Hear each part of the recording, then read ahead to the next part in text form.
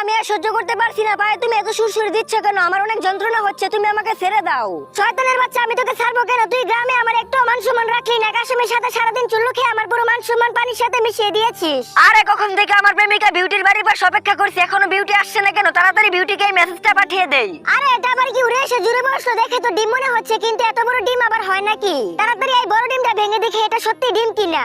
আরে বাপ রে, ডিমের মধ্যে দেখছি সতীনের ছেলে পাঠা কাশেম মেসেজ পাঠিয়েছে। মেসেজের মধ্যে লিখেছে তাড়াতাড়ি কানামতিনের বাড়ির পাশে দেখা করো। আমিও দেখবো তোরা আজকে কিভাবে দেখা করিস।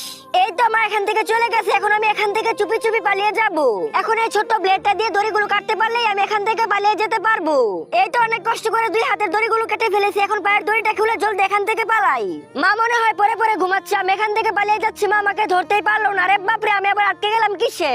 এই শয়তানের বাচ্চা, দ্বারা কি ভেবেছিলি তুই আমার হাত থেকে পালিয়ে যাওয়া এত সহজ? আপনি যদি আল্লাহকে ভালোবেসে থাকেন তাহলে ভিডিওতে লাইক ও চ্যানেলটিকে সাবস্ক্রাইব করবেন।